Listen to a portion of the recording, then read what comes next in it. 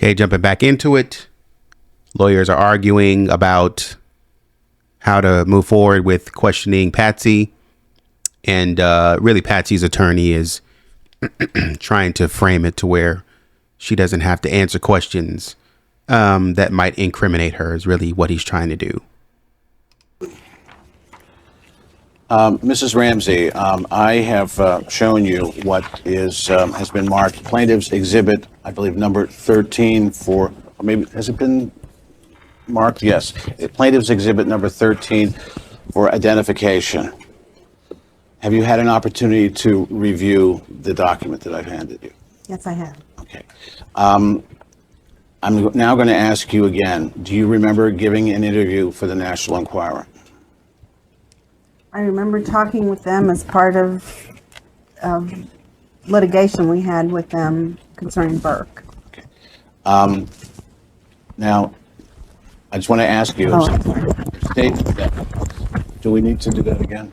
No. Did you pick up the answer? Okay. All right. Just simply, I'm going to hand you another copy, and I've highlighted just statements that the National Enquirer claim that you've made. And just simply for the purposes of asking you whether, in fact, you made that statement, I'm not going to go beyond that. I just want to see if the Enquirer's quotes are, in fact, accurate, where you're quoted. If you'll look at the bottom of the first page, you'll see they, quote, have you saying, we have never talked about anything. Is that an accurate quote? Who is the he I was right, supposed Burke, to be? I'll read the paragraph before it. The Ramseys were asked whether Burke, now 14, ever asked for details of JonBenet's death. Quote, we have never talked about anything, said Patsy, who wore a purple suit and a white blouse. What's the question? Question is that did you in fact say that?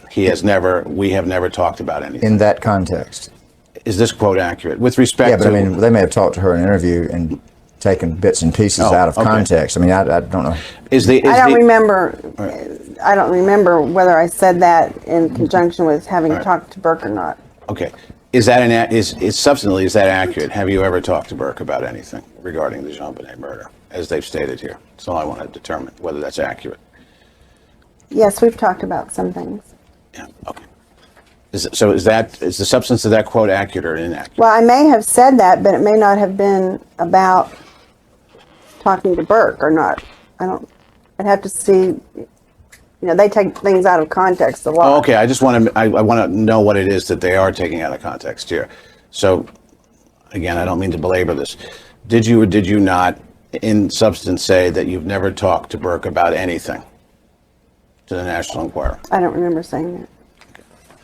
Now, turn to when he was asking that question, she was like trying to get it right so I can make sure, because we're going into the weeds here. So I just want to make sure I answer this question correctly, because what it sounds like you're saying is that in the article, you're saying that we have never talked to Burke about, even at 14, we have never talked to Burke about JonBenet's death, and he has never asked. But now, off the record, or maybe on the record, but in another forum, you're saying that you have talked about some things. What would be some things to talk about his sister's passing? You would give him bits and pieces of his sister's passing?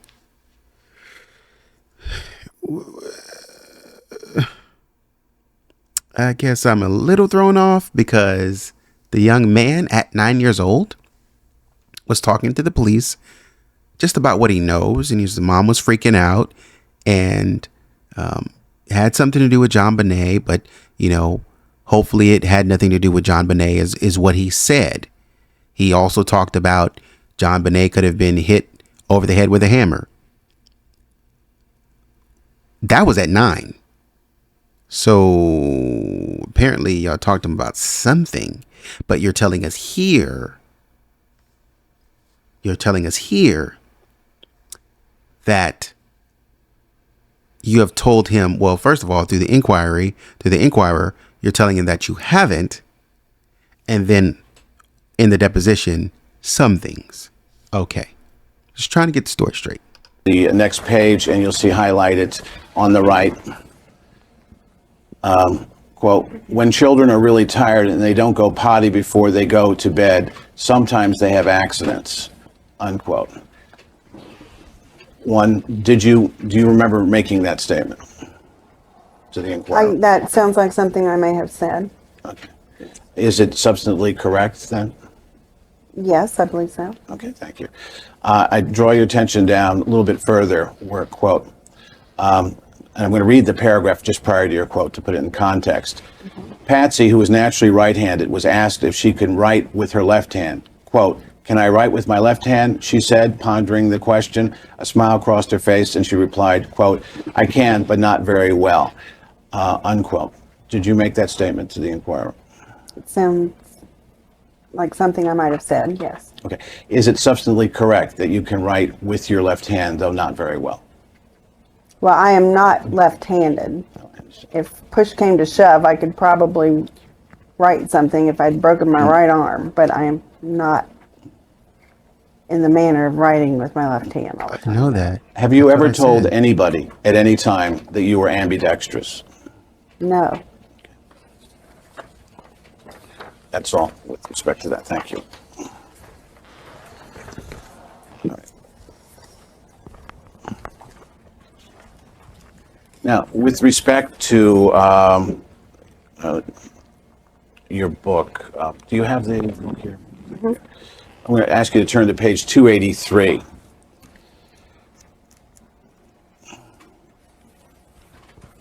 Okay.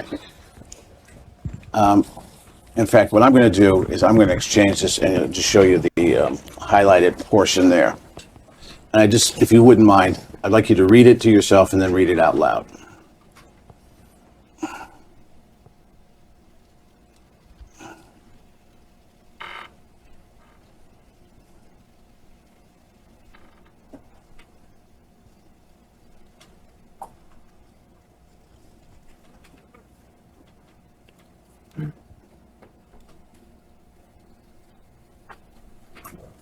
Okay. Okay. If you don't mind reading it out For the loud. first time, I learned that someone had drawn a heart on JonBenet's hand. Who had drawn that heart? The killer, JonBenet? I doubted that my daughter had done so. Certainly as a younger child, she might have drawn things on her hand, but at almost 7 years old, she was beyond that stage, in my opinion. She cared about her appearance and was not likely to have done so. And if she had, she would have had to draw it with her right hand. Which hand was the heart on? I don't know the answer to that. I'm going to ask you whether that was John or yourself making that statement in the book. Is that information from John or from you? But sometimes it becomes confusing as to where one voice is and another leaving off, because it's for the purposes of Let me see if I can help Okay. cut to the chase. This is talking about the June 1998 interrogation Yeah. or interview. Lou Smith interviewed John. Did he ever interview you? No. So that It looks like maybe this was John's. Looking at the next paragraph, it talks about John A. The other people's pictures were crossed out, but mine was circled. Right. I think that was John Ramsey's picture, All right. so that probably Very- answers it. now It sounds I- like John all right. was writing it. I want to ask you whether or not you know personally whether or not JonBenet ever drew hearts on her hand or hands at any time when she was a small child. When she was much younger, she did, but not in recent years, no. So would it be fair to say that you would be surprised if Jean? She was 6. How much younger would she be? How much younger would she be to be drawing hearts on her hand? You're acting like this girl was 10. And I'm also kind of side-eyeing John a little bit about mentioning his daughter drawing hearts on her hand. Did the killer draw it? I don't know. Did my daughter draw it? I don't know. Well, we do know that your daughter was prone to drawing hearts on her hand when she was much younger. Doesn't rule out that she could up and draw one now. But that is a very intimate detail, right? Why would an intruder draw a heart on her hand?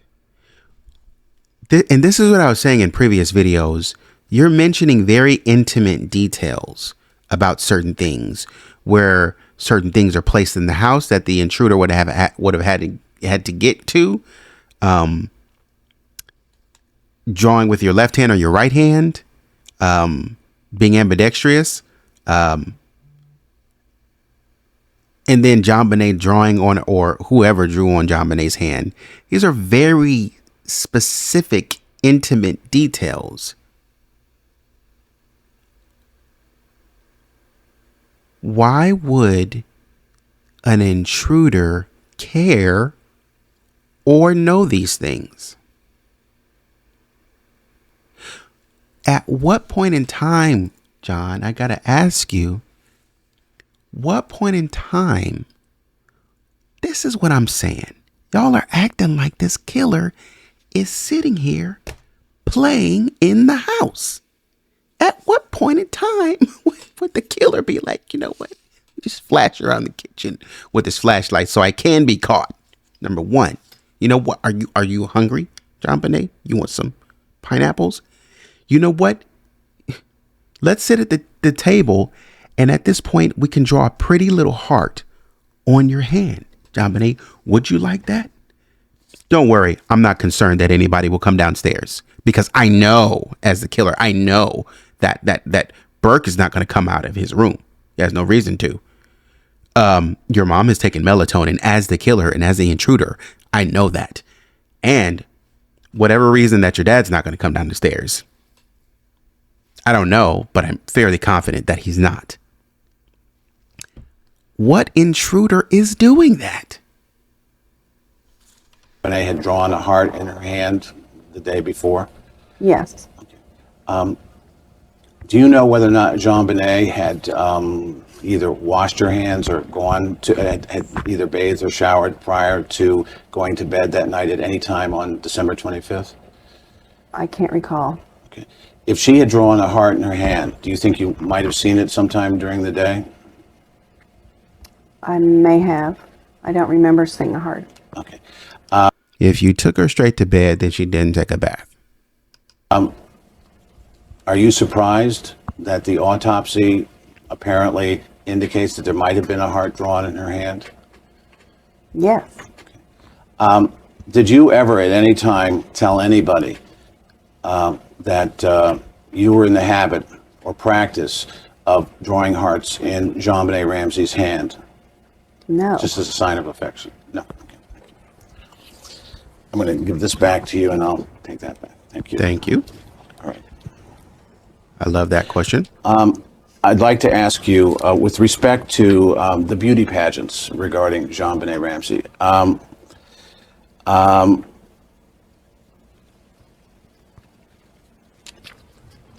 were those pageants free? He's asking because somebody knows how that heart, the autopsy mentioned that there was a heart on her hand. Somebody knows how it got there. Frequent or infrequent? I will ask you to tell me what beauty pageants that JonBenet Ramsey participated in have to do with this lawsuit. We have responded to your request for production of documents where you ask for, in number 21, all documents concerning JonBenet Ramsey's involvement and participation in child beauty pageants. And we have stated in our response that we object because it was limitless in time and scope, unreasonable, and seeks documents with no relevance to the claims or defenses made in this lawsuit, as JonBenet Ramsey's participation in child beauty pageants is not at issue. You have not made any attempt to compel a response to that or taken any issue with our position. I don't believe that JonBenet Ramsey's involvement in beauty pageants has anything to do with Chris Wolf or with any of the claims that you make in your lawsuit. All right, so are you objecting to the question? If you want to do one of your explanations of how JonBenet Ramsey's participation in beauty pageants has anything to do relevancy-wise, you could point me to the claim in your lawsuit or the defense that it's relevant to. That would help. Okay, it just simply goes to the issue, again, of consciousness of guilt, impeachment for the purposes of witness testimony at trial. It would basically give us an opportunity, if there is in fact contradictions in the answer, basic things that all trial lawyers are trying to do when they have depositions. Hold on a second.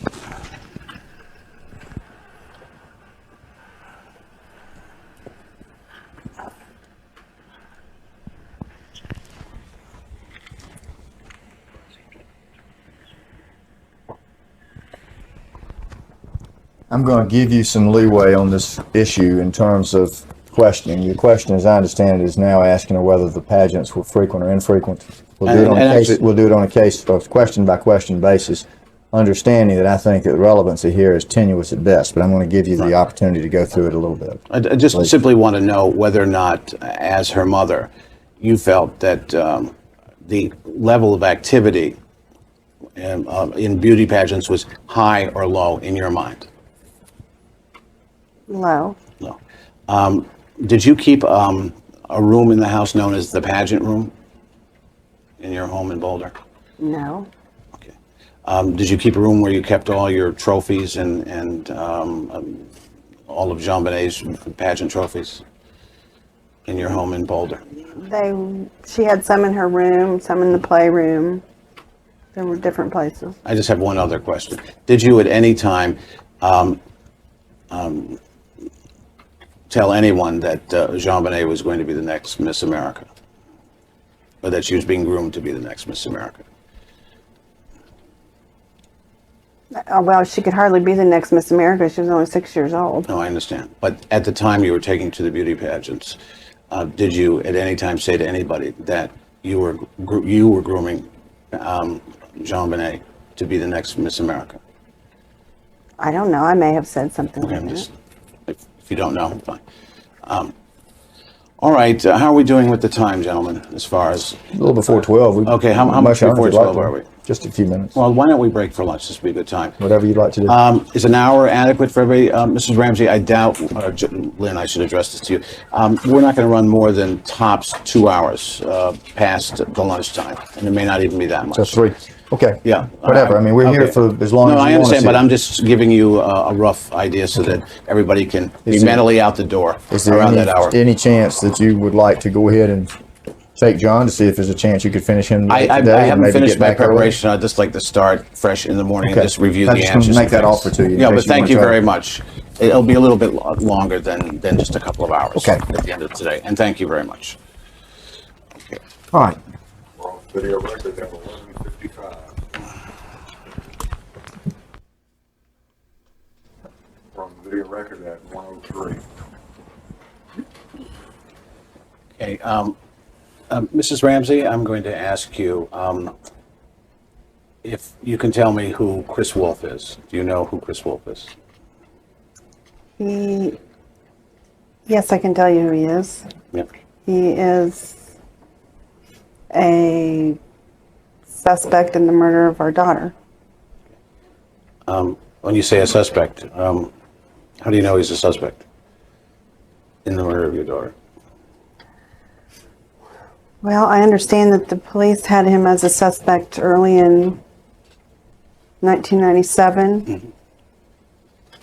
And his girlfriend is, I believe, the way that we came by his name. Do you know why his girlfriend came to your attention? Yes, she called and said that she believed that he was the murderer. Two things. First of all, y'all can really remember details when it ain't about you. When we talk about, somebody else, is the murderer. Can you tell me where he was? Oh, well, the news said that he was, I think it was the National Enquirer said that he was over here eating a burger at midnight. And at midnight, after he ate the burger, he got up and he got in his car, which was a blue car. It was a blue Chevy, I think, 93 Chevy. He got up and he drove down westbound and he took the turnpike on the, y'all can remember that. But when I ask you what your handwriting looks like, when I ask you, do you turn your alarm system on? When I ask you if you didn't feel safe or did feel safe, how would you go about conducting yourself in that way? Y'all don't remember a thing. Number two, y'all are so quick to let this guilt be outsourced. So quick. If anybody calls and says, hey, we think we have a tip on who murdered your daughter, the cops would say, the cops would, ask questions and say, okay, tell us a little bit more so we can know whether or not you're, playing games. They are like, no, we should check that out to the fullest. And the cops are like, well, no, they don't even know basic facts of the case. Well, no, we should. Why? Why? If it has nothing to do with the case, if it's not relevant to the case, then why should we chase that lead? Why should we waste time? But they are gung-ho about chasing things that have no lead. Do you know who she called? She called my parents home.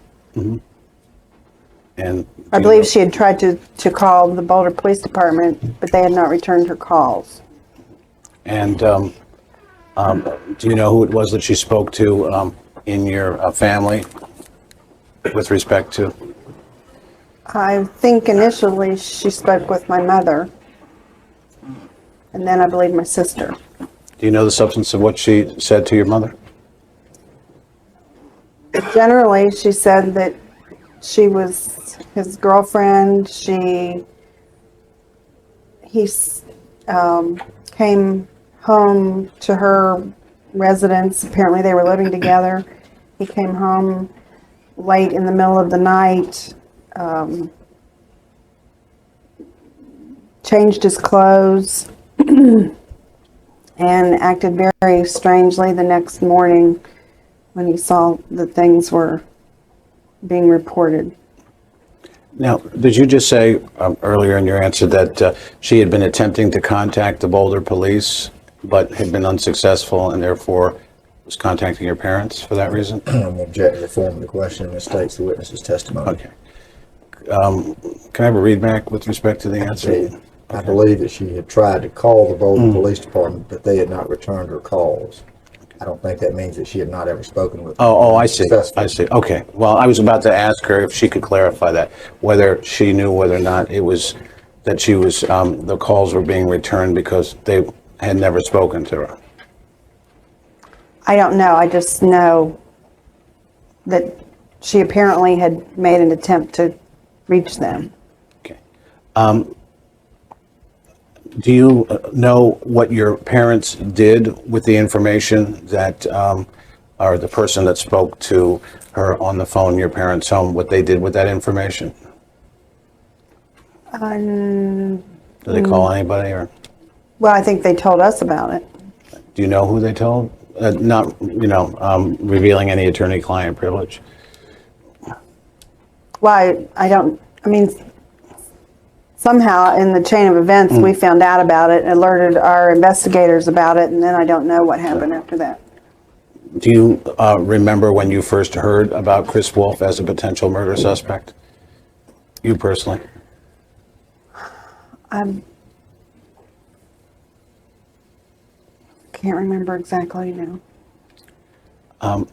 Do you? Was there any discussion when you wrote your book, Death of Innocence, over Chris Wolf being included in the book? Do you know if you had any discussions about that, you yourself, with any of the people that were writing the book with you? Yes. Okay. Can you give me the substance of what those discussions were? I remember Janet Toma, the editor, saying that she thought that we should speak to a lot of the untruths that had been imparted in other books, or like specifically Steve Thomas's book and The Perfect Murder, Perfect Town, or something like that, that book. And she said Chris Wolf had been mentioned a lot in the media, and she felt like we needed to speak to that, as well as other myths. Did you agree with that suggestion? You personally? Well, I remember John and I both saying that, that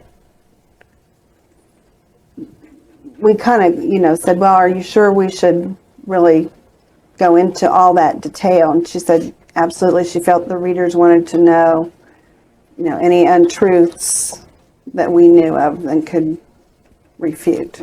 What was the untruth in the issues or the Chris Wolf's involvement in the case that you were trying to clarify?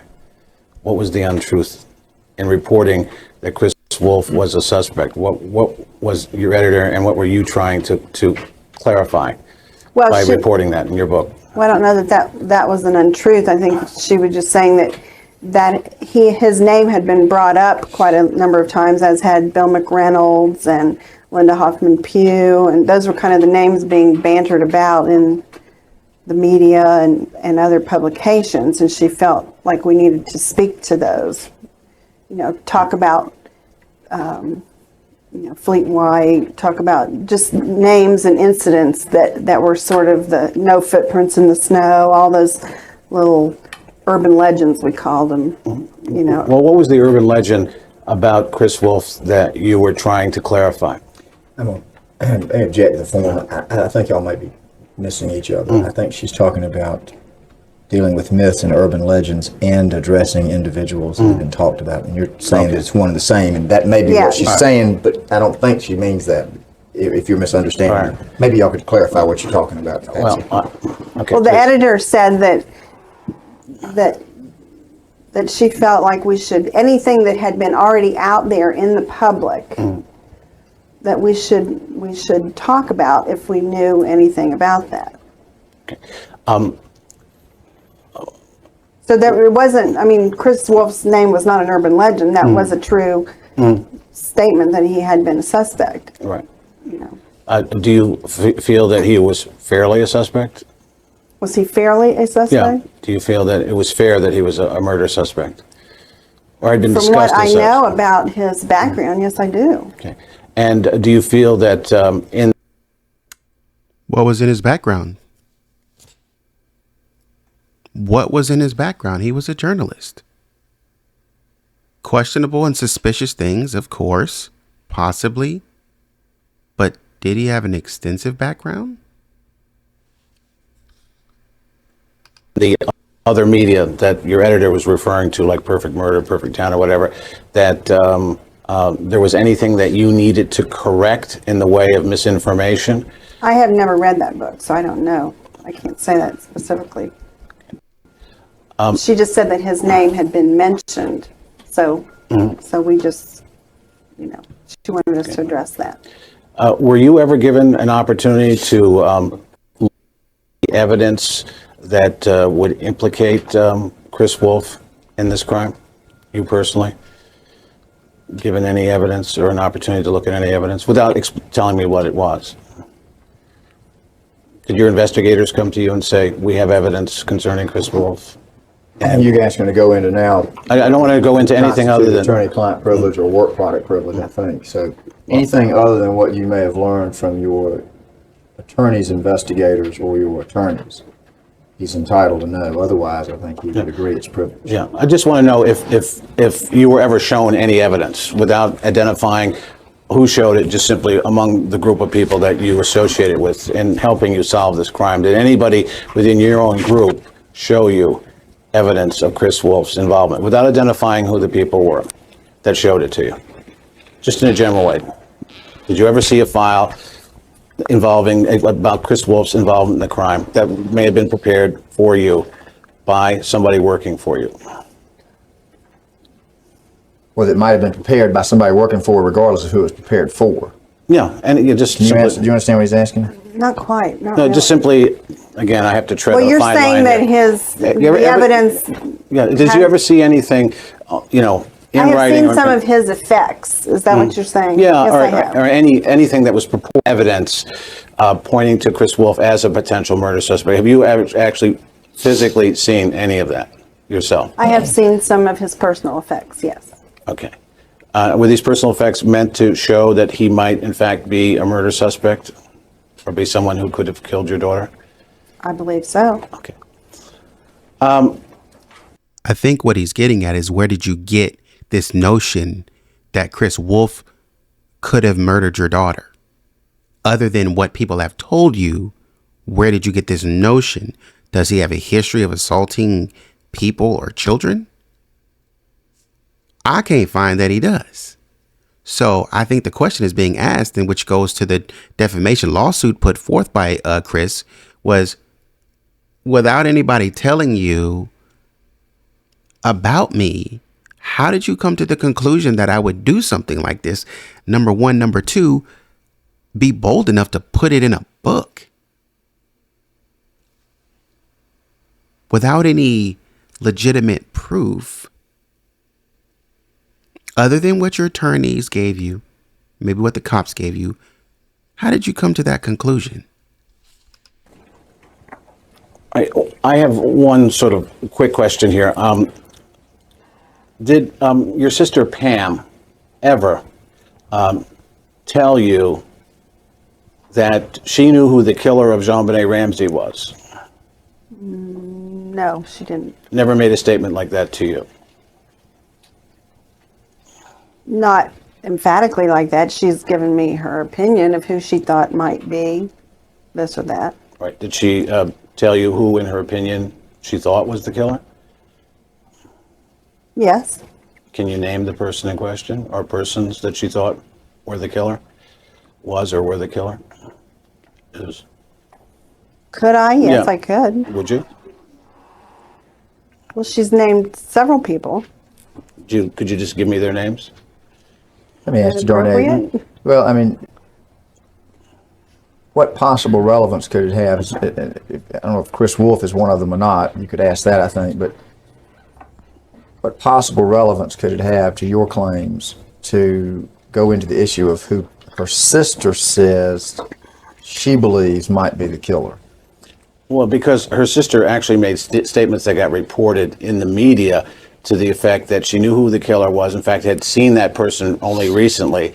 And I was wondering whether or not she'd ever made that statement around Patsy, a statement like that. Why don't And then why whether don't you take identified her it. deposition and find out what she was talking about? I think that would be more appropriate.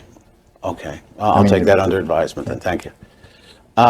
Okay, back to the issue of Chris Wolf. Do you know whose decision it was when when your book, The Death of Innocence, was, bound in hardcover and ready to? I was simply asking, did your sister make a statement?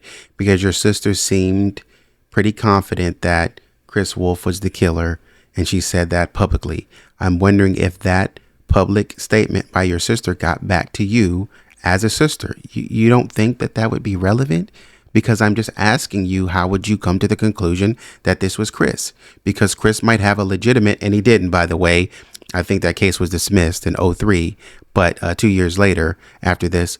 But I need to understand, you know what I mean? Like, if you're getting this from a legitimate source, or if people are just purporting out loud that this man did this, and this man is like, yo, you're ruining my career here. Sort of be given to the media. Who decided to issue press releases and to the effect that the book would name murder suspects, that your group of murder suspects? When you use the phrase "would name murder suspects," are you equating that with the book stating the identities of individuals who had previously been identified as murder suspects? Because I don't know of anyone who was quote unquote named a murder suspect as if that was the first mention of that person in that book. Do you understand the difference? No, I understand. I think it's a fair question to clarify. Absolutely. Thank you. I'm going to try and ask. I may have to ask it in multiple parts with a yes or no. When you were preparing your book, did you think there might come a time when the book was released that the names of the people that were discussed as possible murder suspects, either by yourself or by law enforcement authorities, might actually become public knowledge in the publication of this book? Well, if their names are in the book, it was going to be public knowledge. Okay. Do you know who made the decision to advertise this book as naming, well, actually, in the colloquial, it was like the Ramseys name their murder suspects. Where is this? It's not here. It's in media that was circulating around the time. I don't think we can speak to whatever media was circulating. I mean, the bottom line is, Dornay, they identified people that had already been identified as suspects, and they discussed them. And let me finish. And you're trying to ask her about some perhaps misinterpretation or some interpretation circulating in the media that they were for the first time going to identify suspects. And I don't think it's fair to do that unless you show her what you're talking about, and then she can answer the question, and then she will answer the question. Actually, really, all I really want to know is who was responsible for deciding how to promote this book in the media when it came out. Do you know who the individual was that made that decision? I would say the people at Thomas Nelson Publishers.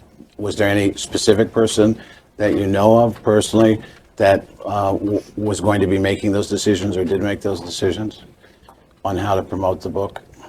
It's a large company. They have a marketing department. I don't know. Okay, so you were never introduced to anybody in the marketing or promotional part of Thomas Nelson who discussed the promotion of this book with you personally?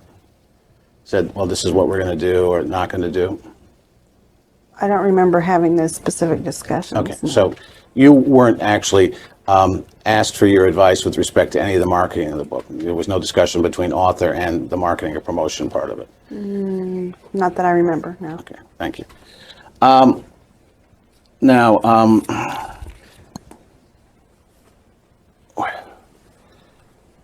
with respect to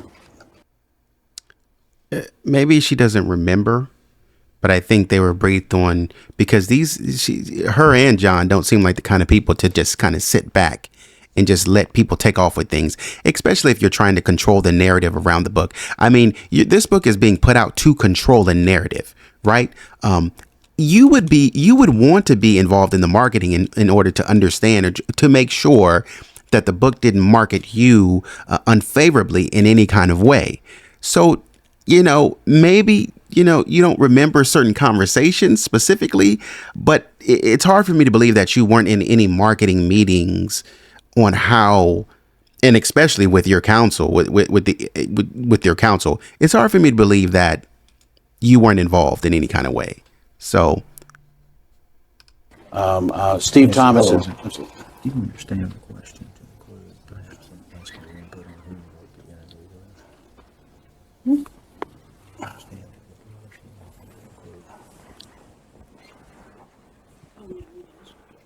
Let me ask you, Donnie. Sure. I don't think Patsy understood. When you use the term marketing and promotion, I interpret that as meaning that you're including, perhaps discussing with them the interviews that they were either considering or actually being or giving. Yeah, just the overall. Yeah, I meant just the whole. I don't think she got that part. Okay. Because I was thinking like advertisements in the paper or and things. copy. So ask her. You may want to rephrase that again and include. I mean, we had discussions press about interviews. where we were doing press interviews, but not about print advertising or something like that. All right, then. Did there really ever come a time when you were preparing your book for publication that you had occasion to talk at Thomas Nelson or with anyone Thomas Nelson might have hired to help in this area, involving media interviews, such as print interviews, radio interviews, television interviews, anything like that? Were you brought into any discussions involving that? Yes. Okay. Were you given approval, the right to approve or disapprove of any of those interview vehicles? I think the final decision fell with Thomas Nelson, probably. Okay. With respect to in your media interviews or whatever, were you ever told that there were areas that you could go into or not go into by anybody at Thomas Nelson when you talked in your interviews? No. So that if you chose in an interview to name an individual or not name an individual who appeared in this book and who may or may not have been named as a source in other books, that the discussion of that individual, you weren't told not to talk about anybody in that was named in the book, meaning that no one said, Chris, don't talk about Chris Wolf in your interviews, or don't talk about anybody that's a potential murder suspect. Object to the form of the question. It's multiple in nature. Okay. I'm going to stop it right there. We've got a little bit more to go, but we're back. We're back to this stage of, I don't know, what I said. I don't know who said what. I don't know who told me to do what. I don't know anything. We're back to this stage. We've shifted because when you ask Patsy certain things, she's certain. Well, yeah, I do have, because she's certain that Chris is a suspect and he should be considered a suspect. No hesitation about that. Didn't even have to think about that. That came out immediately. Okay, where did you get the information from? I got the information from the police. The police would have told me that. But I think Mr. Hoffman's line of questioning is like, maybe that you would have gotten this information from the cops ahead of time. Maybe not. Maybe you would have got it from somebody other than the cops, like your family, which would provoke you to put it in the book and maybe talk about it before the book came out. And maybe the cops or somebody gave you information before they put it out to the press in an official capacity, but you went ahead and released it and started letting it circulate.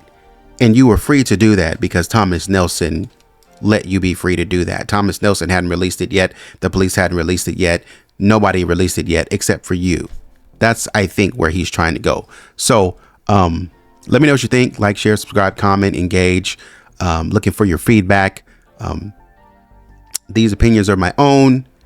Just interested to see where this is going and how he ties it together. Really interested to see where John comes from. But until the next video, take it easy.